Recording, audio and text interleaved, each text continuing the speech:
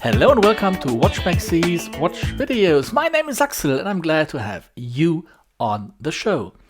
Today I'm going to show you my personal comparison between two real badass watches. On the one hand we have the Sinn U1 and on the other hand we have the Stowa Prodiver. Two watches which couldn't be more difficult in terms of design and appearance, but they are pretty close together in terms of specifications, purpose and daily use. Let me share with you my impression of the watches, what I think about them in a daily use. I share some details, some specs, but I don't do a full review. I don't share all the technical specs.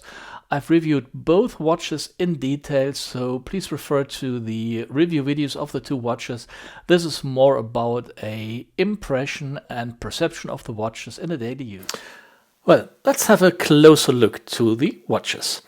On the left-hand side we have the Sinn U1 and on the right-hand side we have the Stowa Prodiver.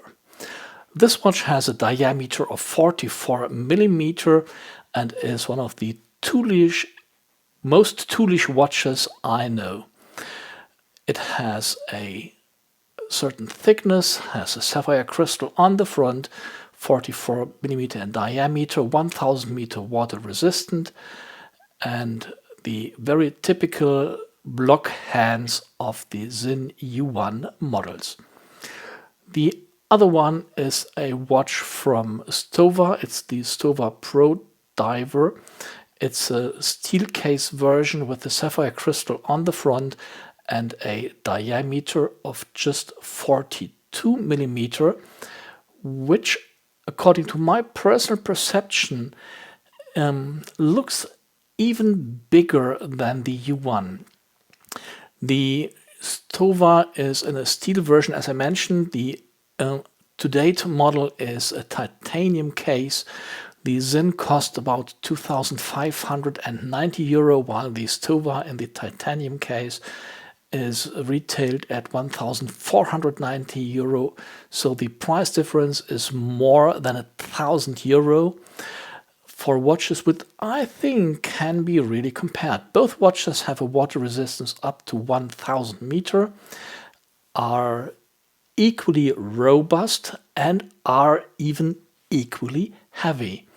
With the steel bracelet adjusted to my wrist size, we have for the Sinn 195 grams, while we have for the Stowa 210, which is quite reasonable for me, since the bracelet of the Stowa has a width of 24 millimeter and the total case is a little bit beefier, thicker, due to the special shape and form of the case. The bracelet of the Stowa is a really nice one. I like this form and this appearance. However, I don't think whether it is the best choice for a diver's watch. It is pretty comfortable to wear. It's nice. It's a massive steel bracelet. However, on a diver, I would prefer a little bit more toolish appearance like the Sinn U1 has.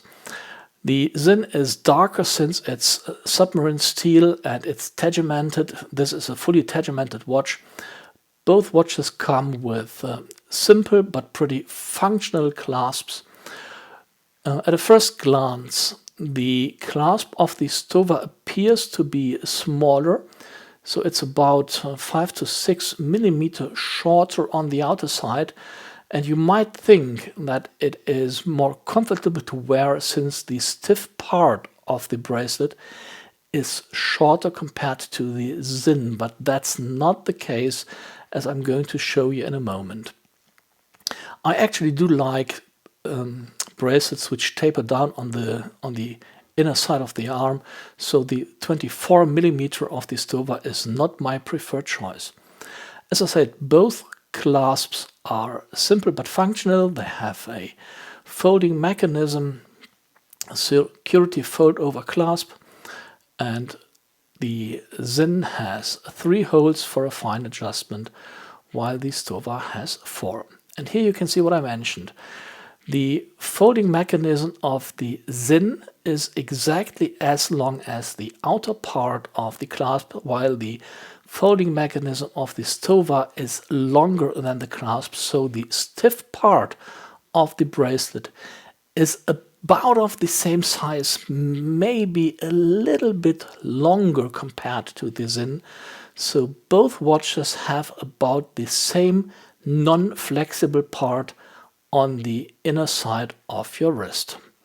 So this is just a optical design part that the clasp appears to be smaller. The function, the stiff part on the wrist, is exactly the same. When it comes to the folding mechanism, both do well, but first let's see how they sit on my wrist.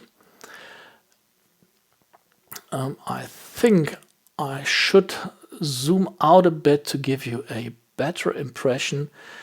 So let's see how it is on my wrist. Show a little bit more of my arm. Here we go.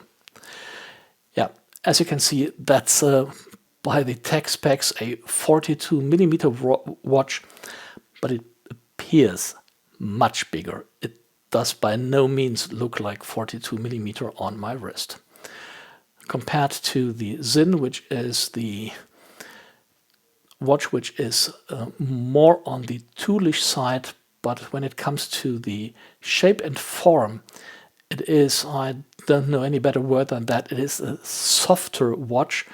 And although it has 44mm, it looks, according to my perception, a little bit more handsome on my wrist. Yeah, that's the wrist impression. Let's zoom in so that my lightning settings fit a little bit better. Here we go. That was the on the wrist impression. Let's have a look at the diver's extension. Full metal, absolutely massive for Sinn, really robust, very solid, pretty functional, 3 holes for a fine adjustment. Nothing special, but absolutely functional. For Stowa, we have a much thinner diver's extension. It is not totally cheap steel sheet, but by no means as solid as the Sinn's diver's extension. It works fine, it is pretty durable, but here you can clearly see a significant difference. But for me, this difference isn't worth more than €1,000 in terms of pricing difference. The Sinn has a really nice and rounded backside of the watch, which makes it extremely comfortable to wear, and the thinner appearance of the side make the watch appear thinner than it is. The back of the Stowa is also very comfortable, but the look is a little bit more technical. It doesn't hurt, it's not uncomfortable, but it looks a little bit more bulky, and the side view supports the bulk appearance. So the Sinn looks like the smaller, slimmer watch, although by the tech specs, both watches are at about the same level. Looking at the front side, the dial, the Sinn is a tool watch and nothing but a tool watch, while the Stowa is 100% diver's watch with a more sporty approach. It looks a little bit more handsome, a little bit more nice.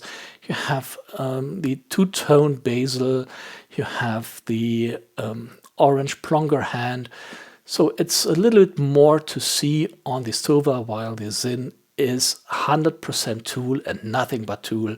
And the Stowa is, of course, a tool, but also a sports watch and something to look at, to identify with, and it's a little bit more the in really thick quotation marks interesting watch, while the Sinn is the absolutely reduced tool watch.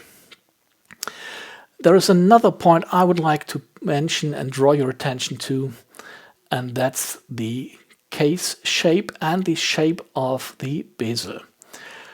The Sinn has a bezel which narrows down to the edge, so the crystal is the highest part of the watch, which in combination with the round backside makes this big toolish watch appear a little bit soft and round.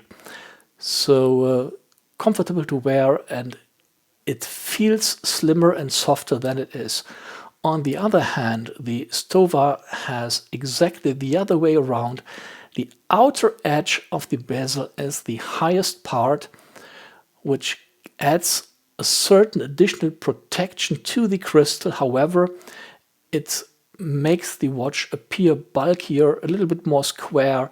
The outer edges are the highest part, so the whole watch looks more than a block rather than a rounded cushion or something like that.